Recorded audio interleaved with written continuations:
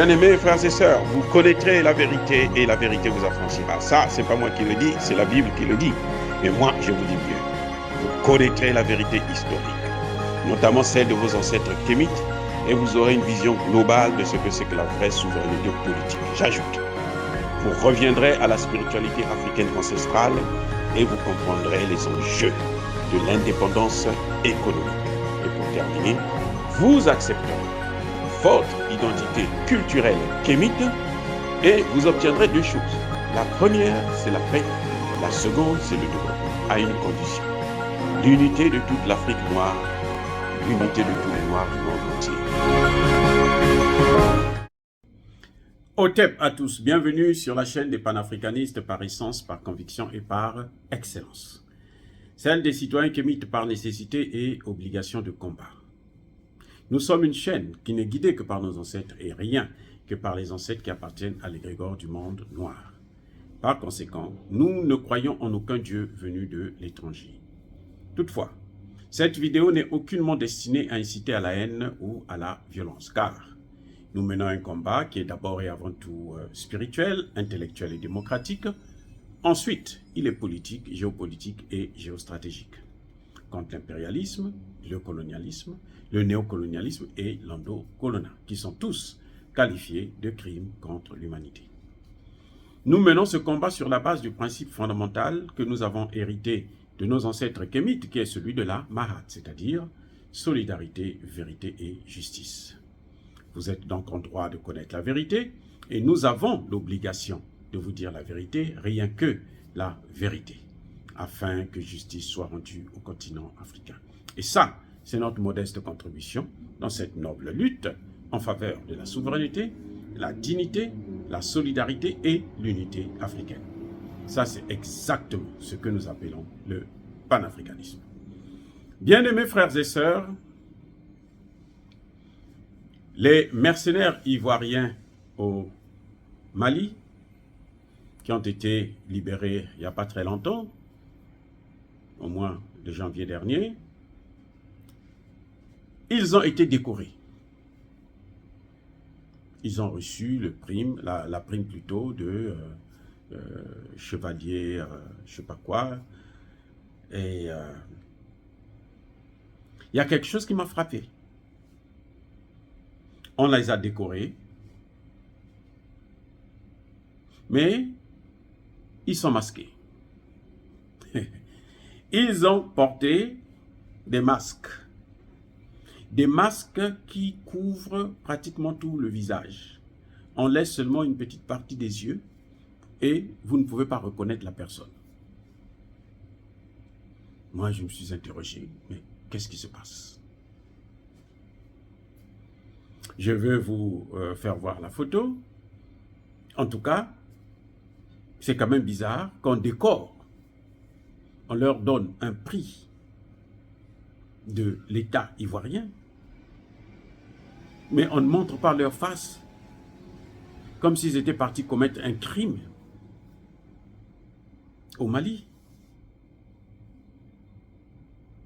C'est bizarre quand même. Comment se fait-il que des gens que vous décorez, parce que ce sont des héros, vous ne voulez pas qu'on les connaisse? Comment vous expliquez ça?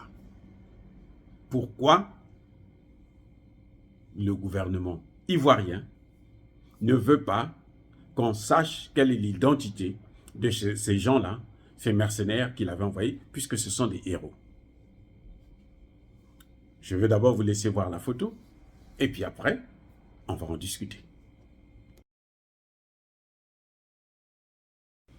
Bien-aimés frères et sœurs, j'espère que vous avez eu l'occasion de regarder attentivement cette photo pour comprendre ce que je suis en train de dire. C'est-à-dire que quand vous regardez ces gens qui ont été tous, s'il y en avait un ou deux, non, ce n'est pas un ou deux, ce sont tous ceux que vous voyez sur la photo, vous ne pouvez pas les reconnaître si vous les voyez dans la rue. Ma question c'est, pourquoi? Vous savez pourquoi? Eh bien, pour trouver la réponse, il faut vous dire pourquoi Emmanuel Macron a convoqué d'urgence Alassane Ouattara en France. On vous dit au menu des discussions sur le Burkina Faso. Alassane Ouattara n'est pas censé être burkinabé, même si nous savons tous que c'est un burkinabé.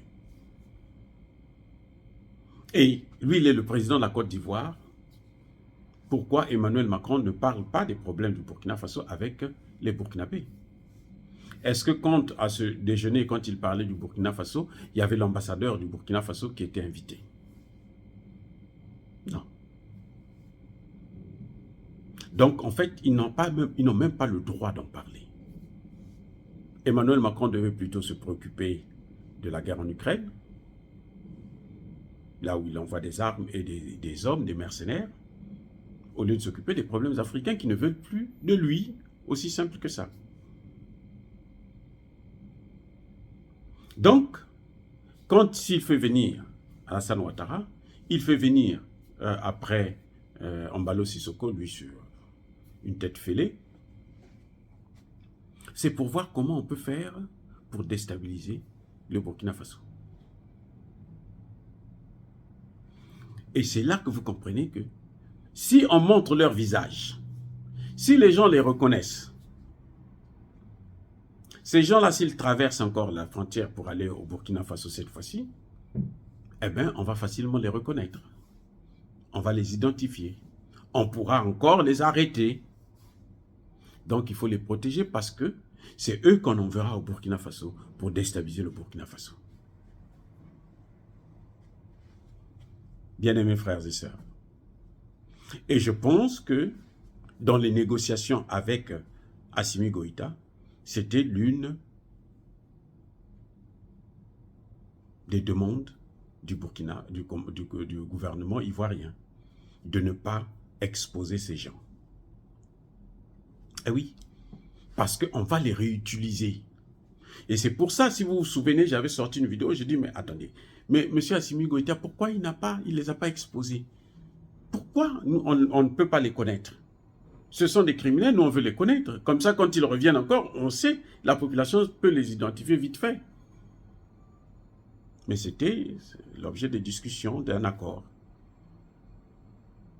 Mais, et je l'avais déjà dit à l'époque, que ce sont eux qu'on va envoyer ailleurs. Des mercenaires qui ont échoué à leur mission, vous les décorez. C'est pour les encourager parce qu'ils sont encore utiles pour la Côte d'Ivoire et pour la France.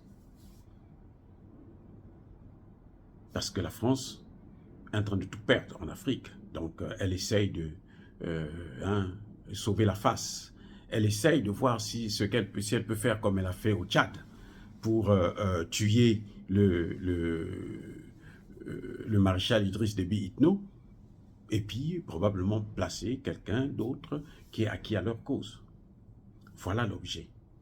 Voilà pourquoi ils gardent en secret l'identité de ces gens-là. C'est tout. On ne peut pas décorer des héros et on ne les voit pas. Quand on décore des héros, on doit les connaître. Les héros sont faits pour être connus, pas pour être cachés.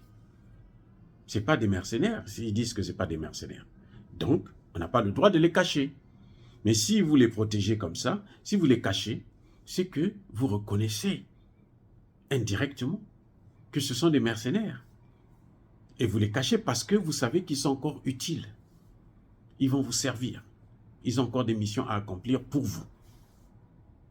Voilà pourquoi, depuis le Mali, en passant par le Togo jusqu'en Côte d'Ivoire, ils n'ont jamais montré leur vrai visage. Oh, bien-aimés frères et sœurs, dire cela, c'est inciter à la haine ou à la violence? Non. Yabakole Hervé. Encore une fois, je persiste et je signe. Soyez abondamment bénis par le Dieu des Kémites. Et que tous ceux qui persécutent le continent africain, tous ceux qui le déstabilisent et le pillent, qu'ils soient noirs ou qu'ils soient blancs, qu'ils soient punis, maudits, foudroyés, neutralisés par le Dieu des Kémites et par nos ancêtres angélisés. Vive l'Afrique éternelle. J'ai dit et j'assume.